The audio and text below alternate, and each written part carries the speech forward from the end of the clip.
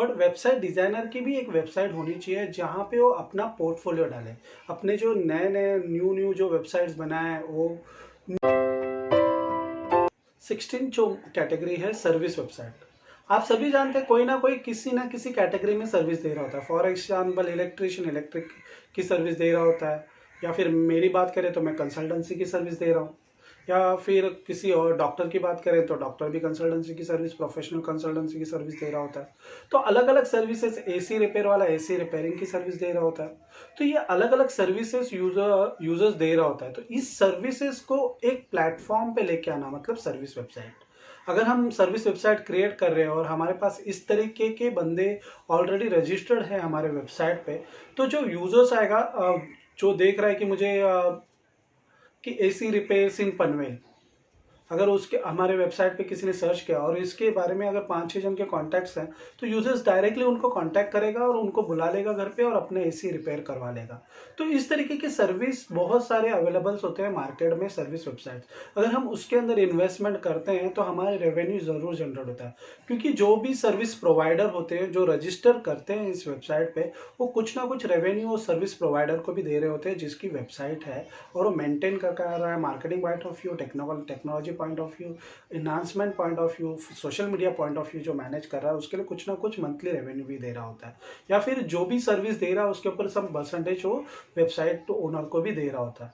तो इससे बेनिफिट ये है कि जो सर्विस वेबसाइट बन रही है उसमें जो सर्विस रजिस्टर्ड है जिससे यूजर्स ले रहा है उससे रेगुलरली इनकम, और जो न्यू सर्विसेज ऐड हो रही है उससे भी रेगुलरली इनकम जनरेट हो रही होती है। तो इसीलिए सर्विस वेबसाइट भी बहुत इंपॉर्टेंट कैटेगरी है वेबसाइट डेवलपमेंट में। 17 जो कैटेगरी है फैशन वेबसाइट। आप सभी जानते हैं कि हम बहुत सारे करंट फैशन को फॉलो कर रहे होते हैं, या फिर हम देख रहे होते हैं कि न्यू कौन सी कैटेगरी फैशन आ रही है। फूड्स का, क्लोथिंग रिलेटेड हो गई, या फिर इंफ्रास्ट्रक्चर रिलेटेड हो गई, या फिर इंटीरियर रिलेटेड हो गई, तो अलग अलग होता है। तो ऐसे फैशंस ब्लॉगर्स होते हैं जो कंटेंट लिख रहे होते हैं इसके बारे में, या फिर उसके बाद उस प्रोडक्ट को न्यू क्रिएट कर रहे होते हैं। फॉर एग्जांपल हम देख रहे होते हैं लैक्मे फैशन वीक चल रहा है जहाँ पे न्यू प्रोडक्ट जो क्लोथिंग है, जो मॉडल्स दिखा रही होती है कि इस तरीके से न्यू प्रोडक्ट्स आ रहे हैं। तो यूजर्स उस प्रोडक्ट्स को देख के सोच रहा होता है कि इस तरीके के प्रोडक्ट मैं खरीदूं। तो ये सारे जो प्रोडक्ट्स होते हैं हम डिफाइन कर सकते हैं फैशन वेबसाइट्स पे, जहाँ पे हम न्यू करंट ट्रेंडिंग जो फैशंस हैं वो हम वहाँ पे दिखा सकते हैं और ऑनलाइन सेल भी कर सकते हैं। अगर हम फैशन वेबसाइट्स बना रहे हैं और देख रहे हैं कि इसके अंदर बहुत सारा एंगेजमेंट हो रहा है, क्योंकि हम देख रहे होते हैं कि रेगुलरली कुछ ना कुछ नया, क्योंकि हम ये टी शर्ट डेली पहन रहे हैं, कुछ टी शर्ट्स में न्यू कैटेगरी स्टाइल्स आ गई या फिर न्यू डिजाइन आ गई, तो मुझे लगेगा कि अरे हाँ ये बहुत अच्छी डिजाइन है, मैं खरीद लेता हूँ।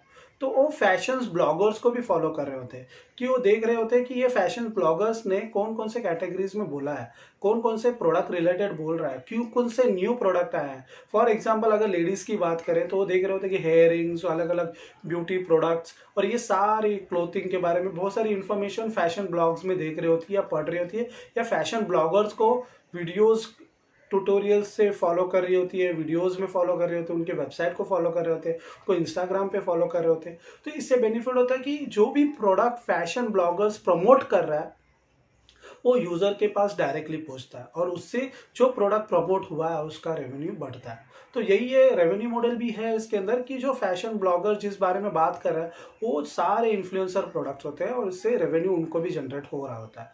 तो यही है कि मोस्ट इंपॉर्टेंट कैटेगरी है 17 जो फैशन वेबसाइट्स भी रेवेन्यू जनरेशन करता है वेबसाइट डेवलपमेंट में। 18 जो मोस्ट इंपॉर्टेंट कैटेगरी है website design.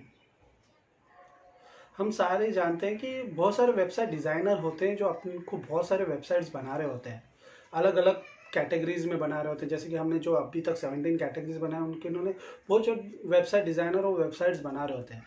But website designer की भी एक वेबसाइट होनी चाहिए जहाँ पे वो अपना पोर्टफोलियो डाले, अपने जो नए नए न्यू जो वेबसाइट्स बनाए वो न्यू क्या दिमाग में चल रहा है, न्यू वेबसाइट के डिज़ाइन जो चल रहे हैं उसके बारे में बात करे हो। इससे बेनिफिट ये होता है कि यूज़र जब भी उसके वेबसाइट को विजिट करता है तो देखता है कि उसका काम क्या है, उसने कौन कौन सा वेबसाइट बनाया, कौन से कैटेगरी में बनाया, उसका हैंड ऑन एक्सपीरियंस किसके अंदर है, कौन से कैटेगरी में है। इससे बेनिफिट ये होता है कि वो जो वेबसाइट डिज़ाइनर है उसको तो प्रोजेक्ट मिल रहे होते हैं, उससे बेनिफिट ये भी होता है कि जो सामने वाला बंदा है वो पहले एनालाइज कर लेता है कि वेबसाइट थ्रू कि इसको इस कैटेगरी में बहुत ज़्यादा एक्सपीरियंस है, वीडियोस में एक्सपीरियंस है, डिज़ाइंस में एक्सपीरियंस है, एप्लीकेशंस में एक्सपीरियंस है। तो अगर मैं इसको अप्रोच करता हूँ तो मुझे बहुत अच्छा काम मिलेगा। तो और इस अप्रोच में यूजर जो वेबसाइट डिजाइनर होता है उसको भी काम मिल रहा होता है। तो इसीलिए वेबसाइट डिजाइनर को अपनी खुद की भी वेबसाइट्स होना बहुत जरूरी होती है। वेबसाइट आइडियाज में 19 जो आइडिया है वो है सेलिंग वेबसाइट। आप सभी जानते हैं कि बहुत जन वेबसाइट्स बना रहे होते हैं और फिर बाद में इंटरेस्ट निकल जाता है। तो जो कॉन्सेप्ट बनाया है वेबसाइट में वो आइडियाज को सेल करने की भी वेबसाइट्स हम बना सकते हैं, क्योंकि हम देख रहे होते हैं कि उससे भी रेवेन्यू होता है कि बहुत सारे इन्वेस्टर होते हैं या फिर बहुत सारी कंपनीज होती हैं जो इस आइडियाज में इन्वेस्ट करना चाहती हैं। तो हम ये कर सकते हैं कि हमारी जो वेबसाइट अगर मुझे लगी है कि अरे यार मैंने ये वेबसाइट बनाई है, बहुत सारा काम डाला बट इसमें कुछ निकल नहीं रहा है, मैं वेबसाइट बंद कर देता हूँ। बंद करने से अच्छा आप वो वेबसाइट सेलिंग वेबसाइट पे डाल दो। बेनिफिट ये होता है कि वो सेलिंग वेबसाइट पे वो जो इन्वेस्टर्स होते हैं, एनालाइजर होते हैं, वो वेबसाइट को एनालाइज करते हैं और एक वेबसाइट का कॉस्टिंग निकालते हैं कि इस वेबसाइट की इतनी कॉस्टिंग हुई है और हम इतना पे कर सकते हैं। तो ये एक बेनिफिशियल पॉइंट ऑफ व्यू होता है। तो इस तरीके की वेबसाइट जब भी हम बनाते हैं तो इन्वेस्टर और वेबसाइट डेवलप जिन्होंने बनाई है उन दोनों प्लेटफॉर्म को कनेक्ट करने का काम करती है। और इन्वेस्टर और वेबसाइट दोनों को कनेक्ट करने के काम के लिए जो मिनिमम परसेंटेज होती है वो वेबसाइट्स ले लेती है। तो ये भी एक बहुत अच्छा मॉड्यूल है सेलिंग ऑफ वेबसाइट की वेबसाइट्स बनाना, जिससे क्या होता है कि अलग अलग वेबसाइट हम हमारे ही वेबसाइट पे सेल कर रहे हैं। और इससे बेनिफिट ये होता है कि जो भी वेबसाइट सेल हुई है उसमें मिनिमम हमने परसेंटेज ले लिए और इससे रेवेन्यू भी बहुत अच्छा जनरेट हो जाता है। तो ये भी एक मोस्ट इम्पॉर्टेंट कैटेगरी है वेबसाइट आइडियाज में, सेलिंग वेबसाइट्स क्रिएट करना। 20th कैटेगरी है ट्रैवल वेबसाइट। आप सभी जानते हैं कि बहुत सारे ट्रैवल ब्लॉगर्स होते हैं जो ट्रैवल करते करते शूट कर रहे होते हैं। कोई प्लेस का हो गया, लेक का हो गया, या फिर कोई रेस्टोरेंट का हो गया, या फिर उसके बारे में इंफॉर्मेशन डाल रहे होते हैं। तो अगर आप ट्रैवलर हो, आप रेगुलरली ट्रैवल कर रहे हो और आपको ट्रैवल वेबसाइट्स बनानी है तो बहुत अच्छा है, क्योंकि उसमें क्या होता है कि हम रेगुलरली जा रहे होते हैं और उसके अंदर हम अपना कंटेंट खुद ही क्रिएट भी कर रहे होते हैं।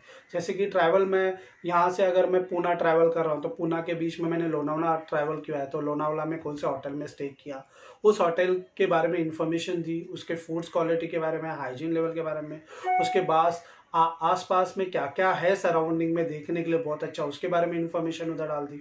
तो ये सारी इंफॉर्मेशन जब भी हम डाल रहे हैं हमारे ट्रैवल वेबसाइट पे, ट्रैवल ब्लॉगर वेबसाइट पे, इससे बेनिफिट होता है कि यूजर जब भी सर्च कर रहा होता है कि Lonavala is good place to travel, तो अगर आपकी वेबसाइट गूगल सर्च इंजन में आ रही है और वो देख रहे हैं और पढ़ रहे हैं, तो देख रहे तो कि यार हाँ बहुत अच्छी इन्फॉर्मेशन है, बहुत सारे कंटेंट है, वीडियोस भी अच्छा है, तो हम यूजर सोच रहा है कि मैं वहाँ पे विजिट भी कर सकता हूँ। तो इस तरीके की कंटेंट जनरेटेड वेबसाइट या वीडियो प्रोडक्टिव वेबसाइट्स आप बना सकते हो ट्रैवल वेबसाइट में, जिससे ट्रैवलिंग प्लान, ट्रैवल के बीच में क्या क्या करना चाहिए, कौन कौन सी एक्टिविटी करना चाहिए, ये सारी इंफॉर्मेशन, टिप्स, ब्लॉग्स, वीडियोस या फिर गैलरीज मतलब फोटोज वगैरह आप वहाँ पे डाल सकते हो उस वेबसाइट्स में। तो इससे बेनिफिट होगा कि यूजर जो भी आपके वेबसाइट पे आएगा उसको ये सारी इंफॉर्मेशन मिलेगी। और ये इन्फॉर्मेशन जो हम शेयर कर रहे होते हैं, जिससे यूजर जितने एंगेजमेंट ज्यादा बढ़ेगी उतना रेवेन्यू भी ज्यादा बढ़ेगा। तो वही है, जितना ट्रैवल भी आप करोगे वो भी एक बेनिफिट है कि ट्रैवलिंग कॉस्ट भी निकल जाएगी, ऊपर से प्रॉफिट भी होगा और हॉबीज भी कंप्लीट होगी। तो इसीलिए ट्रैवल वेबसाइट भी बहुत इंपॉर्टेंट होती है, क्योंकि हम देखते हैं कि मुंबई टू पूना जाना है तो मुझे ट्रैवल बुक करनी है, या फिर मुंबई टू दिल्ली एयरलाइंस। तो बहुत सारे एयरलाइन सर्विसेज भी होती है जो हम इसके अंदर इंक्लूड कर सकते हैं कि हमारे साथ ट्रैवल की इंफॉर्मेशन भी मिल रही है। आप वेबसाइट पे ट्रेन भी बुक कर सकते हो, फ्लाइट भी बुक कर सकते हो, या पर्सनल व्हीकल भी बुक कर सकते हो वहां पे ट्रैवल करने के लिए। तो ये सारी इंफॉर्मेशन मेरे वेबसाइट पे मिल रही है और इससे सारा रेवेन्यू भी मुझे मिल जाएगा। तो यही है। तो बट फोकस मोस्ट इंपॉर्टेंट होता है इसके अंदर, क्योंकि हम जब भी इस ट्रैवल बिजनेस को अगर हम फोकस कर रहे हैं तो ये सारी इंफॉर्मेशन उनके साथ टाई अप करके रखना भी जरूरी होता है, जिससे यूजर जो भी है वो यहाँ से दूसरे वेबसाइट पे ना जाए। तो यही है। तो मोस्ट इंपॉर्टेंट कैटेगरी है 20th travel website is the most also important for the website ideas.